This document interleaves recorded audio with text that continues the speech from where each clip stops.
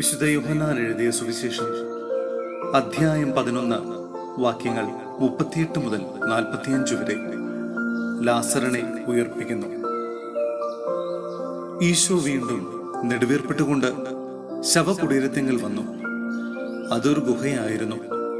അതിന്മേൽ ഒരു കല്ല് വച്ചിരുന്നു. ഈശോ പറഞ്ഞു, ആ കല്ലെടുത്തു മാറ്റുവിൻ.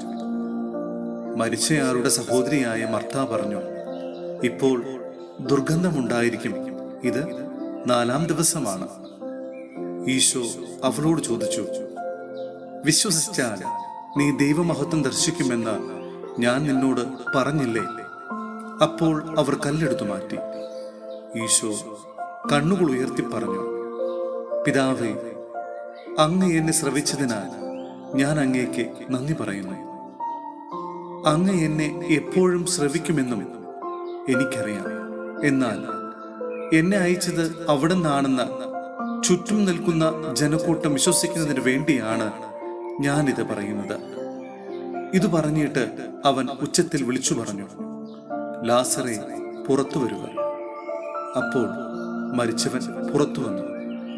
അവന്റെ കൈകാലുകൾ നാടകൾ കൊണ്ട് ബന്ധിക്കപ്പെട്ടും മുഖം കച്ച കൊണ്ട് ആവരണം ചെയ്യപ്പെട്ടുമിരുന്നു.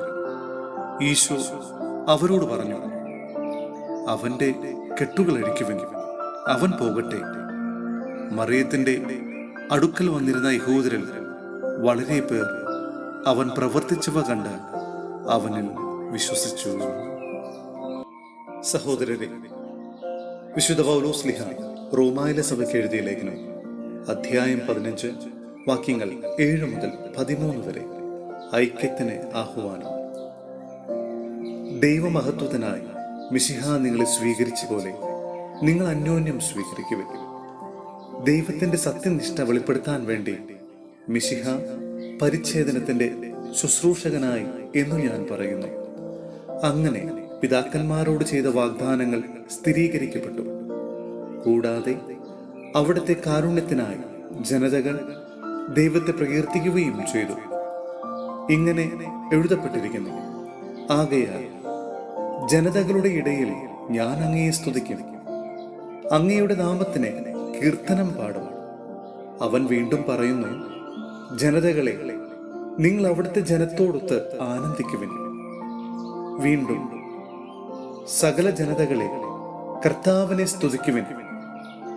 സമസ്ത ജനങ്ങളും അവിടുത്തെ സ്തുതിക്കട്ടെ. വീണ്ടും യെശയ്യാ പറയുന്നു, ജസ്സയിൽ നിന്ന് ഒരു മുള പൊട്ടിപ്പുറപ്പെടും, ജനതകളെ ഭരിക്കാനുള്ളവൻ ഉദയം ചെയ്യും. ജനതകൾ അവനിൽ പ്രത്യാശ വയ്ക്കും. പ്രത്യാശയുടെ ദൈവം വിശ്വാസത്തിൽ സകല സന്തോഷവും സമാധാനവും കൊണ്ട് നിങ്ങളെ നിറയ്ക്കട്ടെ. അങ്ങനെ നിങ്ങൾ പ്രത്യാശയിൽ പരിശുദ്ധാത്മാവിന്റെ ശക്തിയിൽ സമൃദ്ധി പ്രാപിക്കുകയും ചെയ്യട്ടെ.